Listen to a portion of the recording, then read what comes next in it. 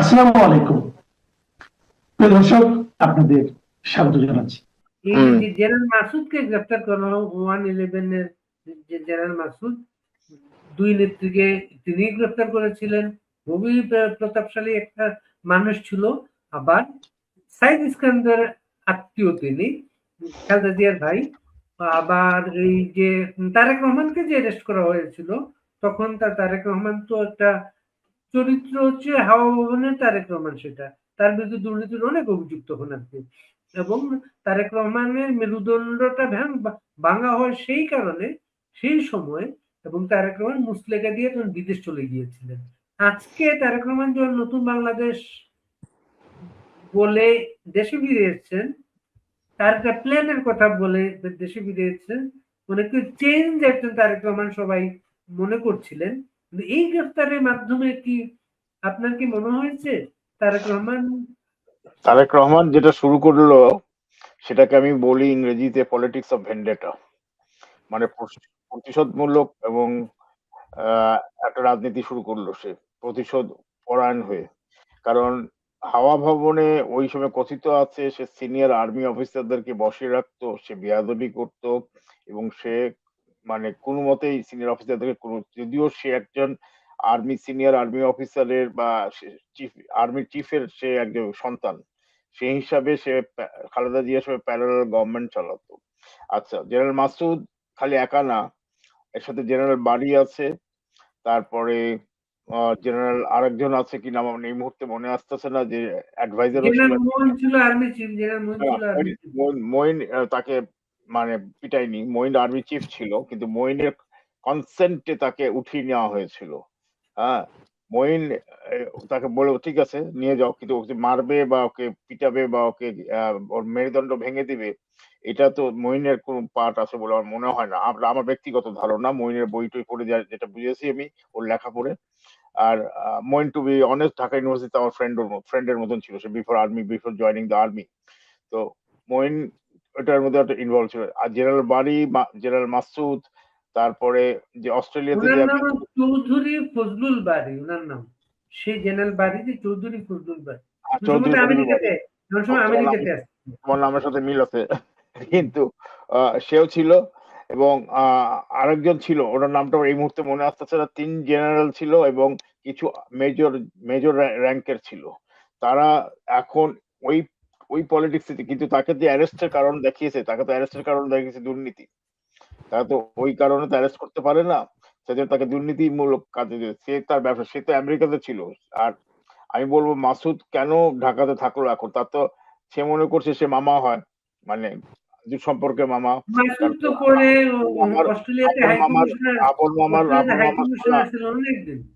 আপন মামার শালা হয়, সেই হিসাবে মনে করছে যে তাকে ইম্পিউনিটি দেওয়া হবে বা তাকে দায়মুক্ত দেওয়া হবে, যে তাকে কিছু করবে না। কিন্তু এটা ভুলে গেল কেমন করে যে তার প্রতিশোধটা নেবেই, যতদিনই হোক এর প্রতিশোধটা নেবেই সে।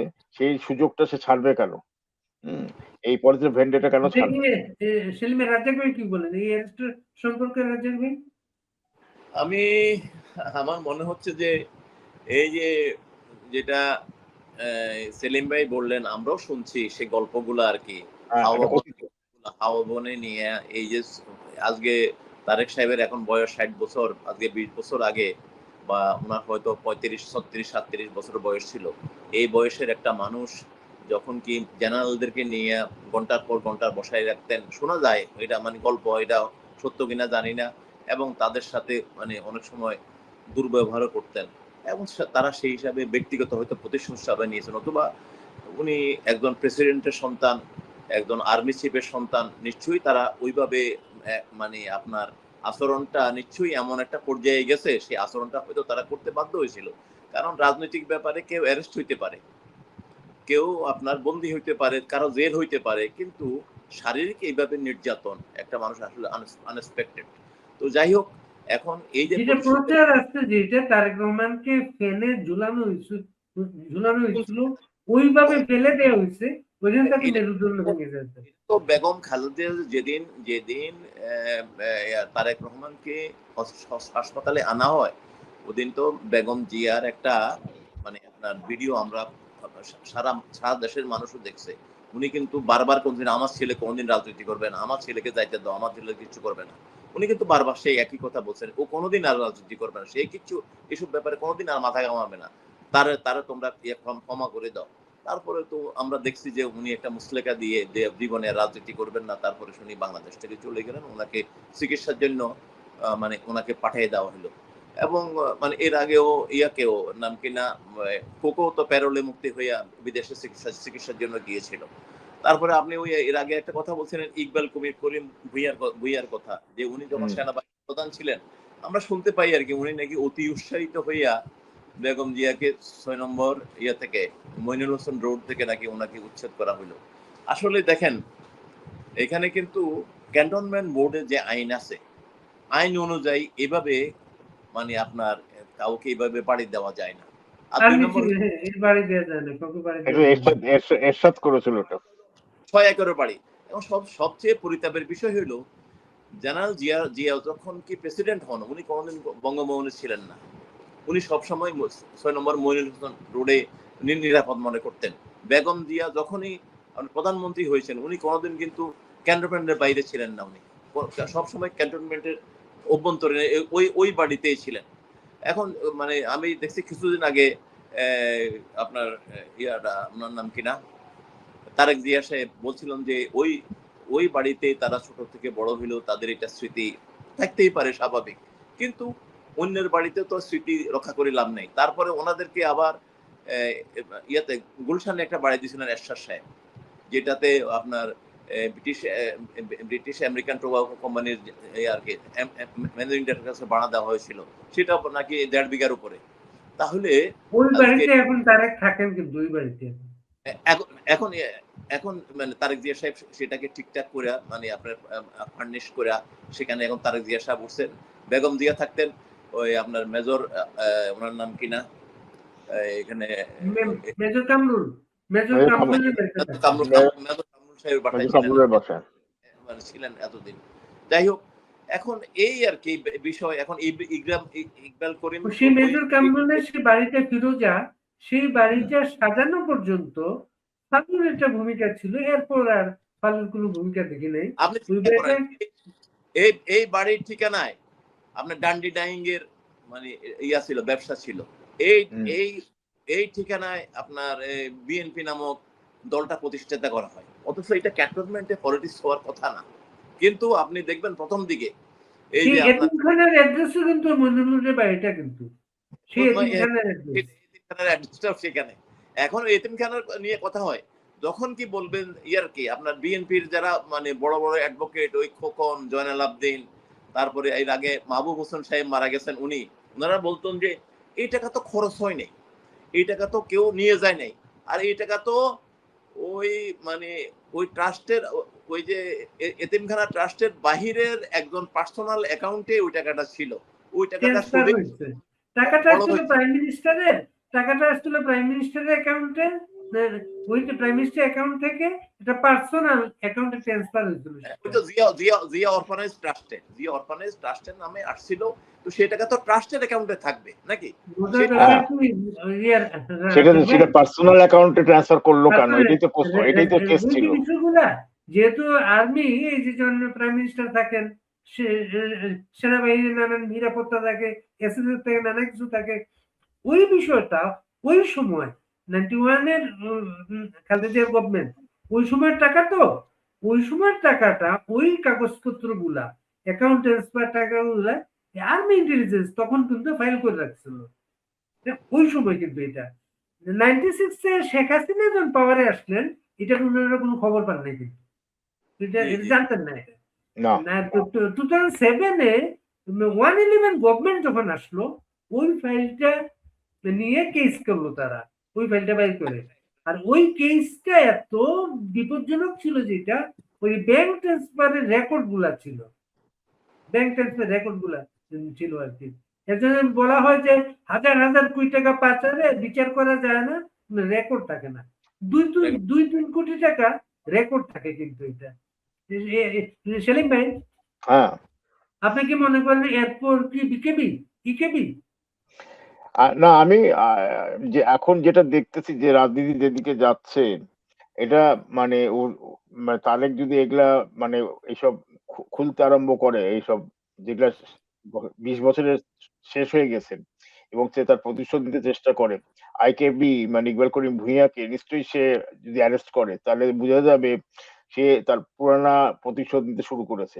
এখন এই যে মাসুদকে যে অ্যারেস্ট করলো, মাসুদের কেসটাকে সে দিয়েছে একটা দুর্নীতি কেস, যেটা পেপারে এসছে, যেটা আমি বিডি না, নিউজ এটা দিচ্ছে মানব পাচার, উনার আদম ব্যবসার লাইসেন্স ছিল হ্যাঁ, মানব সেই পাচার। সেই সেই দুর্নীতির কেস দিয়েছে, সোজা কথা দুর্নীতির কেস, আদম বাচ্চার হোক আর যে তার ব্যবসা যে জড়িত কেসে দিয়েছে। এখন যদি এই কেসটাকে সে ঘুরিয়ে এনে তারেকের উপরের অত্যাচারটা নিয়ে আসে, বা কথিত যেটা আছে, এটা তো প্রমাণ নাই, এটা প্রমাণ করতে হবে তো যে তারেককে সে মেরেছে বা তারেককে প্রতি সে তারেক অত্যাচারিত হয়েছে বেজেল মাসুদ সহ। কাজে তাদের চোখ বাঁধা ছিল, খবরে তো এটাও প্রকাশ হয়েছে, তার চোখ বাঁধা ছিল, চোখ বেঁধে তাকে মারধর করা হয়েছিল। হ্যাঁ, তো এই পাকিস্তানি স্টাইলে করা হয়েছিল। তো এখন এখানে বলার অপেক্ষা রাখে না যে এরা ওই যদি এটা যেটা বলে আর কি, যে যিনি আউট অফ দ্য বোতল, যিনিকে যদি বাইর করে ফেলে, সে যদি ওই আসে, তাহলে সবাই বলবে তারেক পরোক্ষভাবে স্বীকার করবে সে সে দোষী ছিল। তার জন্যই এইটা সে করতেছে, সে দোষী ছিল এটা প্রমাণ তার মুছে লেখা দিয়ে চলে গেছিল। তার মার অনুনয় বিনয়ের ইয়েতে রিকোয়েস্টে আর্মি তাকে ছেড়ে দিয়েছিল, নাহলে তাকে ছাড়ার কথাও ছিল না, সে ওখানে জেলেই থাকতো। যেটা মানে যারা বাড়ি মেজর জেনারেল বাড়ি, তারপরে লেফটেন্যান্ট জেনারেল যে মাসুদ চৌধুরী, তারপরে আহ মঈন, এরা যে করেছিল, প্ল্যান করেছিল, তাকে তো ওখানে আটকে রাখার কথা। ইকবাল করিম ভূঁইয়া, ইকবাল করিম ভূঁইয়া তখন অনেক জুনিয়র অফিসার ছিল, বা অফিসার ছিল কিনা ঠিক আমার মনেও নাই। তো এখন এই মুহূর্তে যেটা দেখা যাচ্ছে যে তারেক যে রাজনীতি শুরু করলো এখন, খালি আওয়ামী লীগের প্রতি তার যে আক্রোশ তা না, সেটা সে প্রকাশ করতে চাচ্ছে না, কিন্তু সে আর্মিদের প্রতি যদি আরম্ভ করে, তাহলে এটার জন্য একটা কাউন্টার কু হওয়ার চান্স আমি উড়িয়ে দিতে পারবো না। কারণ এখানে আর্মি তো, এটা অ্যাকচুয়ালি আর্মি ব্যাক সরকার, এটা যে যাই বলুক, আর্মি আছে বলেই আর্মি এখনো আছে ফিল্ডে। আর্মি তো ফিরে যায়নি ব্যারাকে, আর্মি এখনো কলিং অল দ্য কার্ডস। তো এটা যদি সে রিকোয়েস্ট করে, সে এটা এই মাসুদকে অন্যভাবে ফাঁসাতে চায়, তখনই বোঝা যাবে রাজনীতি কোন দিকে ধাবিত হচ্ছে। তবে বাড়ি আজকে হচ্ছে একটু পরে 25শে মার্চ হয়ে যাবে বাংলাদেশে। আজকে হচ্ছে গণহত্যা দিবস, কিন্তু মানে যদি 24শে মার্চ, আমরা 71 সালে ঢাকা শহরে আমরা খুবই উৎকণ্ঠায় ছিলাম আগামীকাল কি হয়। কারণ এহিয়া খান বক্তৃতা দেওয়ার কথা ছিল 23শে মার্চ, দেয়নি, সে ডেফার করছিল, সে বলছে পরে দিবে। তো 23শে মার্চে তো গতকালকে যখন আমি কথা বললাম, ওটা আমার মনে ছিল না, ওটা আমি তখন সারা পূর্ব বাংলায় বা পূর্ব পাকিস্তান তখনকার টাইমে একমাত্র 2টা জায়গা বাদে সব জায়গাতে বাংলাদেশের ওই মানচিত্র খচিত ফ্ল্যাগটা উড়েছিল, প্রত্যেকটা বাড়িতে, অনেকের বাড়িতে, আমার বাড়িতে উঠেছিল, এবং প্রত্যেকটা এলাকাতে উঠেছিল, ইউনিভার্সিটি সব জায়গাতে। 23শে মার্চ বঙ্গবন্ধুর বাসাতে উঠেছিল তখন।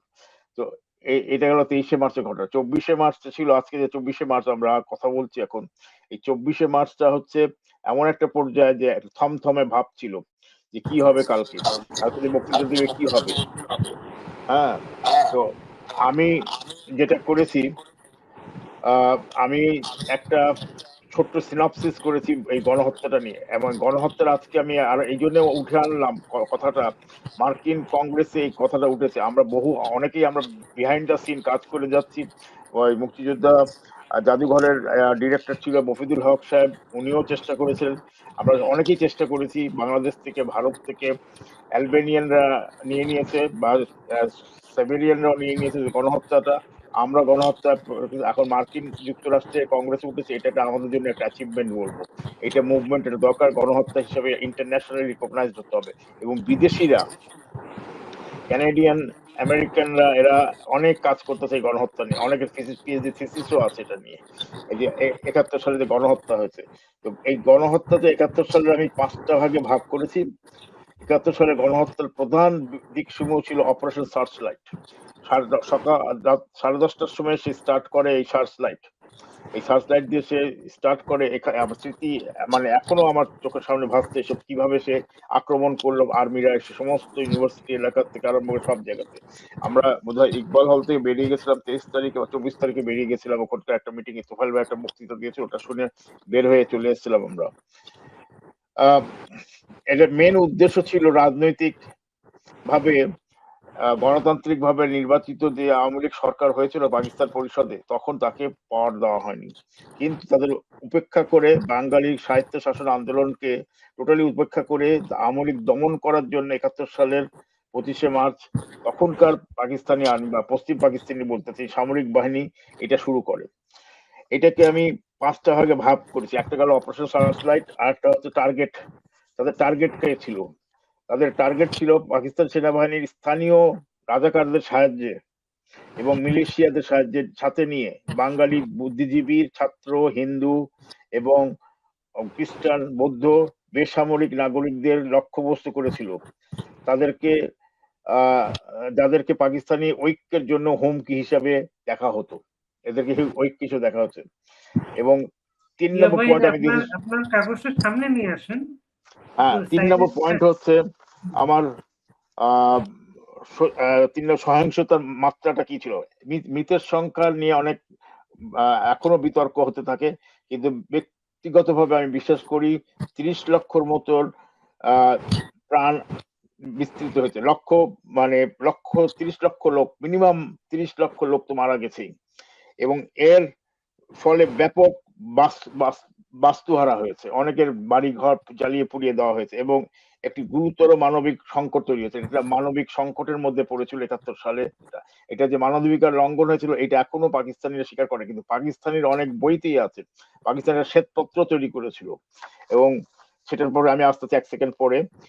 তারপরে ছিল একটা পরিকল্পিত ধর্ষণ, এটা হচ্ছে 4 নম্বর পয়েন্ট। তারা ধর্ষণকে যুদ্ধের অস্ত্র হিসেবে ব্যবহার করে হয়েছিল এবং আনুমানিক 2 লক্ষ থেকে 4 লক্ষ নারী তার সংগ্রাম হারিয়েছিল, পরিকল্পিতভাবে সহিংসতার শিকার হয়েছিল।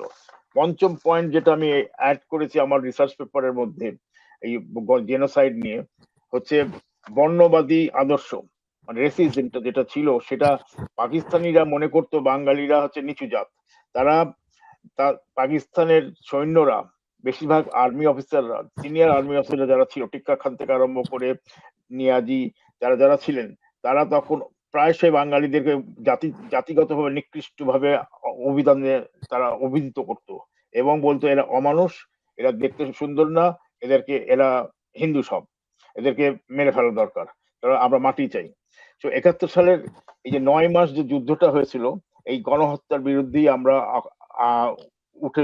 জেগে উঠেছিলাম। এবং কি যেন একটা কথা বলতেছিলাম, একটু আগে ভুলে গেলাম আমি এখনই।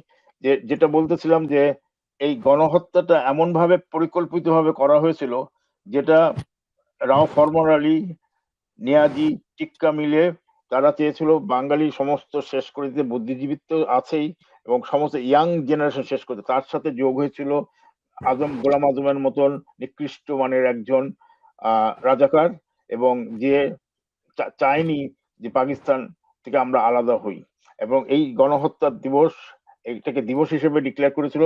তার পরবর্তীতে আসলো এখন ইউনূস এসে এই গণহত্যা দিবসটাকে বাতিল করেছে। কি করে সে বাতিল করে তারা স্বীকারই করতে চায় না, এইটা বর্তমান পরিপ্রেক্ষিতে। এবং আমাদের দেখার বিষয় এই গণহত্যা দিবসটা বিএনপি সরকার কিভাবে পালিত করে, কিভাবে তারা আবার আসছি আমরা রাজা ভাই যাই বিএনপির প্রোগ্রাম দেখলাম, এতে বিএনপির কি যায় না, এটা 25শে মার্চে এক অন্ধকার রাখা 1 মিনিট সম্ভবত। আরেকটা ব্যাপার হচ্ছে সীমা বয়াত হঠাৎ করে বললেন এই গণহত্যার আন্তর্জাতিক স্বীকৃতি নেওয়ার জন্য অর্জনের গভর্নমেন্ট কাজ করছে। তারা তো 1 মাস হলো আসলেন, এটি নিয়ে তো আওয়ামী লীগ অনেকদিন যাবৎ কাজ করছিল আন্তর্জাতিক স্বীকৃতির জন্য। না, এখানে ওই আপনারা জানেন এই ব্যাপারটা নিয়ে সবচেয়ে বেশি কাজ করছে ওই যে আপনার শাহরিয়ার কবির ভাই, মহিদুল হক না, এটা মেইনলি কাজ করছে শাহরিয়ার ভাই, শাহরিয়ার কবির ভাই, আমি বলতে ভুলে গেছি। উনি চেষ্টা করছিলেন, তারপরে সেই ব্যাপারে গভর্নমেন্ট থেকেও উনি অনেক সময় সাহায্য পায় নাই, যার কারণে এই দিবসটা কিন্তু আলবেনিয়ানরা এটা জাতিসংঘের একটা গণহত্যা দিবস, কারণ একটা বিষয় তো 2টা দিবস হইতে পারে না। হইতে পারে, তারপরও ওরা আগে নিয়ে নিছে, স্লটটা আগে নিয়ে নিছে তারা। তারপরও কাজ করা শুরু করছিল যাতে অন্তত স্বীকৃতি দেয় যে একটা বাংলাদেশে একটা 25শে মার্চ রাত্রে একটা গণহত্যা হয়েছিল, সেই গণহত্যার স্বীকৃতিটা যাতে দেওয়া হয় বা এটাকে যেন ওদের মানে নোটেড করা হয়। যাই হোক, সেই বিষয়টা মানে আমরা যখন সেলিম ভাইও বললো, আমরাও শুনছি মার্কিন কংগ্রেসে একজন মানে কংগ্রেসম্যান যে মানে ইয়েটা প্রস্তাবটা সেখানে আমেরিকান সরকারের কাছে উঠাইছে, এটা আমাদের জন্য কম বিষয় না। আমি জানি না ওনার প্রস্তাবে যে এই যে উনি যে তুলেছেন সেলিম ভাই বললেন উনি কাজ করছেন, আমরা ওই স্টোরিটাও জানার এটা দরকার। না, এটা বিহাইন্ড দ্য সিন অনেকেই কাজ করেছে। যাই হোক, এটা যে উঠছে এটা আমাদের জন্য কম কথা না। এটা জানি না এটা এখন আমেরিকান মার্কিন কংগ্রেসে সেটা গৃহীত হবে কি হবে না, না হওয়ার বিষয় থেকে সবচেয়ে বড় হইল যে আমাদের মতো দেশের একটা বিষয়ে এখন ইরানের সাথে আমেরিকা যুদ্ধ চলতেছে, তারপরে আপনার টেরিফ বিষয়ে সারা বিশ্বব্যাপী একটা তোলপাড় চলছে এবং সামনের দিকে একটা অর্থনৈতিক মন্দা সামনের দিকে চলে আসছে সারা বিশ্বব্যাপী। এর মধ্যেও এই যে কথাটা উঠছে, এটা বাংলাদেশের জন্য আমি মনে করি আমাদের একটা বিশেষ একটা অর্জন। যেমন কালকের কথা বলছেন, আগামীকালকে আমাদের ইয়া দিবস, আপনার গণহত্যা দিবস বা কালো দিবস আমাদের। তো সেখানে প্রত্যেক বছরই তো সেখানে একটা বড় প্রোগ্রাম হয়। গত বছর তো কেউ সেখানে দাঁড়াইতেই পারে নাই। দেখা যাক আগামীকালকে শহীদ মিনারে একটা আলোর মিছিল হওয়ার কথা, সেটাও এই সরকার হইতে দেয় কিনা সেটার দিকে আমরা চোখ রাখতেছি। হয়তো আমরাও যাওয়ার চেষ্টা করব যদি মানে সেখানে যাইতে পারি। ওই এলাকাটা এখন তো জামাত শিবিরের হেফাজতে আছে, ওই এলাকাটা কেন্দ্রীয় শহীদ মিনার ডাকসু তো জামাত শিবিরের হাতে, তারা একটু করতে দেখি না। জানি না, হয়তো এটা একটা মব সন্ত্রাস হইতেও পারে, তারপরে আবার ইয়ারা করবে ওইটাও আপনার ইয়েতে ছায়ানট। পাকিস্তান দিবসের প্রোগ্রাম হয়েছে ঢাকায় এবার। হ্যাঁ, এটা হইতে পারে। এইটা পাকিস্তান দিবসের প্রোগ্রাম হয়েছে, দেখলাম যে ওদের এক জঙ্গি একটা জঙ্গি বলতেছিল যে যারা সেদিন মানে ইয়ারকি পাকিস্তানের বিরুদ্ধে যারা ইয়া করছিল ওরা নাকি সব সন্ত্রাসী আর কি। এবং আপনার আপনাদের বলা সন্ত্রাসী বলা হতো, আপনারা মুক্তিযোদ্ধাদের সন্ত্রাসী বলা হতো ৭১-এ। আমাদের স্বরাষ্ট্রমন্ত্রী মহোদয় বলেছেন যে জুলাই মানে যোদ্ধাদের যে আপনার দায় মুক্তির যে এটা উনি অনুমোদন করে নেবেন এবং উনি সেটার বিপরীতে কি কথা বলছেন ওনার বক্তব্যের ডিফেন্ডে, যে উনি বলছেন যদি এটা না করি তাহলে তো রাজাকার হত্যার জন্য মুক্তিযোদ্ধার বিচার করা দরকার। ওই যে আমাদের এই আপনার হুমায়ুন আজাদ বলে গেছিলেন যে একদিন রাজাকারকে হত্যার বা পাকিস্তান সেনাবাহিনীকে হত্যার দায়ে মুক্তিযোদ্ধার বিচার হইতে পারে। ওনারা হয়তো সেই জিনিসটা দেখাচ্ছেন। যাই হোক, আপনার ওই কথাই আসি। আজকে যে সরকার আপনাদের বাংলাদেশের সার্বিক যে অবস্থা এটা কিন্তু এই সরকার বিবেচনায় নিচ্ছে না। ওনারা শুধু আওয়ামী লীগ নিধন, আওয়ামী লীগকে কোণঠাসা করা, আওয়ামী লীগকে মানে আপনার মানে রাজনৈতিক মানে পথ থেকে বাহির করা, তারপরে আবার এখন এই যে মাসুদ চৌধুরীকে অ্যারেস্টের মাধ্যমে আবার একটা প্রতিহিংসার দিকে ওনারা চলে গেলেন। ওনাদের দেখা উচিত ওনাদের যে সবচেয়ে প্রিয় ভাই, ওনাদের একই মায়ের পেটের ভাই, ওনারও কিন্তু ওই সিংহাসনটার দিকে মানে ওদের কিন্তু সেন দৃষ্টি আছে। ওরা ওইটাই ওদেরই পাওয়ার কথা। তারপরে যেভাবে হোক আপনারা বসছেন। সুতরাং আপনার ভাই কিন্তু আপনাকে কখন ধাক্কা দেয় পিছন থেকে সেই দিকে আপনার খেয়াল রাখা উচিত। আপনি আজকে যে এগুলোর দিকে যাচ্ছেন এবং আপনার চাচা দেশটাকে যে অবস্থায় রেখে গেছে এটা থেকে কিভাবে আপনার উদ্ধার হবেন সেই বিষয়টা আপনি দেখবেন। আপনি আমাকে এর আগে প্রশ্ন করছেন যে জ্বালানি তেলের অবস্থা বাংলাদেশে, আপনি ঢাকা শহরে আসলে বুঝবেন জ্বালানি তেলের কি অবস্থা। এখানে বিরাট একটা সংখ্যক ছেলে আপনার ইয়ের উপরে আপনার এই মোটরসাইকেল মানে মোটর বাইক চালায়া তারা জীবিকা নির্বাহ করেন, বিশাল সংখ্যক, সেটা কয়েক লক্ষ হবে। এবং ওদের লাইনটা যখন আপনি দেখবেন ইয়াতে আপনার এই পেট্রোল পাম্পে অকটেন ব্যবহার করে। অকটেন কিন্তু বাংলাদেশে তৈরি হয়, অকটেন তো মানে আমদানি করতে হয় না। তাহলে এইটার মানে ইয়া কেন শর্টেজ কেন আমরা এটা বুঝি না। তো এখন এই সর্বদিক দিকে ক্রাইসিস গুলো আছে, ওনারা ক্রাইসিস গুলাকে মাথায় না নিয়ে এই যে মানে হাবিজাবি বিষয়গুলো ওনারা মাথা ঘামাচ্ছে, তারপরে এই মন্ত্রীদেরকে ছেড়ে দিচ্ছে, ওনারা মনের ভিতরে যা আসে তাই বলে। আরে বাবা, তারেক জিয়া সাহেবের সন্তান, উনি জাইমা রহমান, উনি একজন ব্যারিস্টার।